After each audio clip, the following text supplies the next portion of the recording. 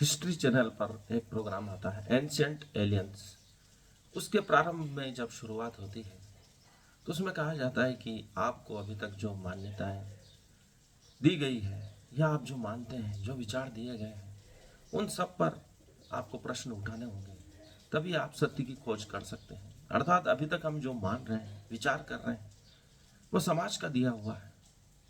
हमारे अपने विचार कुछ भी नहीं है, अर्थात मौलिक विचार कुछ भी नहीं है। जो भी हम मानते हैं, विचार करते हैं, उन पर प्रश्न उठाना होगा, तभी सत्य की खोज की जा सकती है। हर एक चीज पर प्रश्न उठाना होगा। कोई कुछ बात कर रहा है तो हमें प्रश्न उठाना होगा कि ये क्यों पूछ रहा है। इसके सकारात्मक और नकारात्मक पक्षों को देखना होगा। कोई किसी से यूं ही बात नहीं करता, कोई प्रश्न नहीं पूछता, उसका कुछ कारण होता होगा। हर चीज में हम प्रश्न उठाने लगेंगे तो हम सत्य की खोज कर सकते हैं। हम जान पाएंगे कि वास्तविकता में क्या घटित हो रहा है। हम जो मानते हुए चले आ रहे थे, जो अभी तक करते आ रहे थे, उसका प्रयोजन क्या है, वह हमें किस दिशा की ओर ले जा रहे हैं, क्या वह हमें सत्य की ओर ले जा रहे हैं। खोजें इस प्रकार से ही होती है।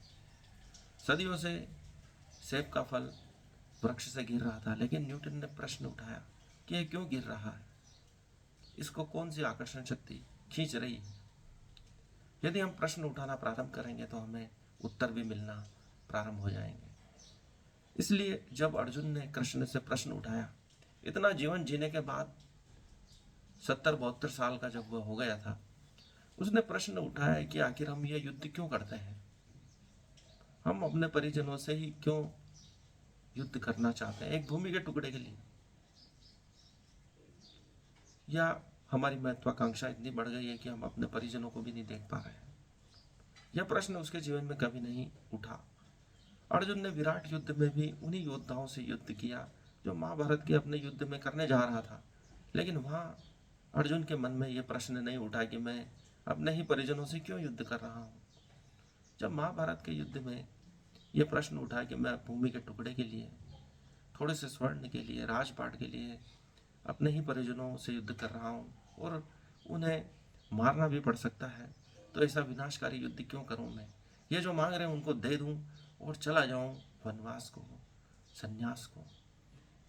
अपने प्रश्न लेकर जब वह कृष्ण से कहता है कि मुझे संन्यास लेना है, मेरे मन में प्रश्न उठ रहे हैं, तो कृष्ण एक एक करके उन प्रश्नों का उत्तर देते हैं, उसकी जिज्ञासा को शांत करते हैं। इसे ही कहते हैं अथो जिज्ञासा।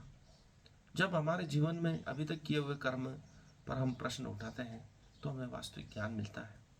हमारी मौलिक समस्या प्रश्न नहीं करना है, हर एक चीज पे प्रश्न करना चाहिए। हम उन मान्यताओं को मानते चले जाते हैं जो सदियों से चली आ रही है, क्योंकि कई लोग मिलकर किसी एक विचार को प्रस्तुत करते हैं तो सामने वाले लोग, चाहे वह नई पीढ़ी हो पुरानी पीढ़ी हो, उसे मान लेती है। क्योंकि कई लोगों का विचार आदत बन जाता है। जैसे ही कोई चीज आदत बनना प्रारंभ हो जाती है तो हम विचार करना बंद कर देते हैं। एक स्टेप जब समाप्त हो जाती है तो नई स्टेप चालू हो जाती है। विचार प्रारंभ में मनुष्य ने किया, लेकिन वह विचार करते करते कई लोगों के विचार आदत में बदल गए, तो आदत बदलते ही लोगों ने विचार करना बंद कर दिया। आदत बनते ही वह जन रीति बन जाती है। फिर वह तनिक भी विचार नहीं करता है मनुष्य कि मैं ये कार्य क्यों कर रहा हूं। जन रीति को ही वह सत्य मानने लगता है। जैसा कि कर्म कांडों के विषय में हुआ, कर्म कांडों, यज्ञ के पीछे जो सनातन संस्कृति की भावना छुपी हुई थी, हम उसे भूलते चले गए और वह जन रीति बन गया। जन रीति से ही वह प्रथा में बदल जाता है। प्रथा में बदलते ही विचार शक्ति पूरी तरह शून्य हो जाती है, क्योंकि प्रथाओं का उल्लंघन नहीं किया जा सकता है। कई लोग किसी एक चीज को मानते हैं तो फिर उसको टालना संभव हो जाता है। प्रथाओं से ही लोक रीति बन जाती है, जिसे हम रूढ़ी भी कह सकते हैं। लोक रीति इतनी पावरफुल हो जाती है कि उसमें कई लोग मिलकर उस विचार जो प्रारंभ हुआ था उसके बारे में प्रश्न करना पूरी तरह से बंद हो जाते हैं, और यही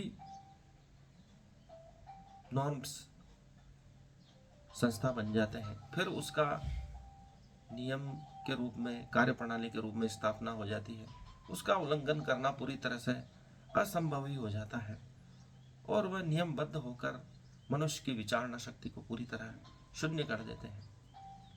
और कृष्ण कहते हैं कि मनुष्य को प्रश्न करना चाहिए। 18 अध्यायों में अर्जुन की जिज्ञासा को कृष्ण ने शांत किया। कृष्ण ने कभी अर्जुन को प्रश्न करने से रोका नहीं।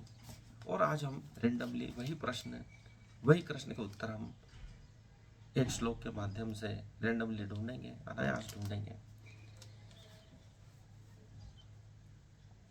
ये तु सर्वाणि कर्माणि मयि संसने मत्परा अन्यदेव योगेन माम ध्यायन्त उपासते तेषामहं समूर्तता मृत्युंसहर सागरात् भवामि न दयात् पार्थात् मय्याविषिच्येत् साम। अध्याय 12 का यह 6वां और 7वां श्लोक। जो अपने सारे कार्यों को मुझ में अर्पित करके तथा अविचलित भाव से मेरी भक्ति करते हुए मेरी पूजा करते हैं, अपने चित्तों को मुझ पर स्थिर करके निरंतर मेरा ध्यान करते हैं, उसके लिए हे पार्थ मैं जन्म मृत्यु के सागर से शीघ्र उद्धार करने वाला हूँ। कृष्ण कहते हैं कि जो पूरी तरह अपने सभी प्रश्न पूछकर अपने प्रश्न समाप्त कर देता है और मेरी शरण में आ जाता है, तो वह उसके सभी पाप कर्मों को नष्ट कर देते हैं, उसका उद्धार कर देते हैं। अर्थात क्षमा मांगने से हमारे सभी पाप कर्म नष्ट हो जाते हैं। कृष्ण यही बात कह रहे हैं कि अपने मन पर बोझ मत रखो, परमात्मा की शरण में आ जाओ और अपने सभी पापों से मुक्त हो जाओ। हम पुराने कर्मों के बोझ से दबे तले वर्तमान कर्म को भी सही ढंग से नहीं कर पाते हैं। यही कृष्ण कहते हैं कि पुरानी यादों को छोड़ो, मैं उनको नष्ट कर दूंगा और तुम्हें पुनः शुद्ध कर दूंगा। अभी जो कर्म कर रहे हो उसको पूरी तरह एकाग्रता से करो। ऐसा करो कि इस कर्म के सिवा जीवन में कुछ बचा नहीं है, वही तुम्हें मोक्ष की ओर ले जाएगा, पाप कर्मों से मुक्ति की ओर ले जाएगा। अपने सभी यादों को भुला दो। कृष्ण कहते हैं कि जो अपने सारे कार्यों में मुझे अर्पित कर देता है वह मुझको प्राप्त कर लेता है। इसलिए हमें चिंता करने की आवश्यकता नहीं है, पुराने जो कर्म हो गए उनको याद करने की आवश्यकता नहीं है, वर्तमान ही श्रेष्ठ है। इसके लिए हमें प्रयास करना चाहिए। कृष्ण हमें यही बात समझाते हैं। धन्यवाद। आज के लिए इतना ही।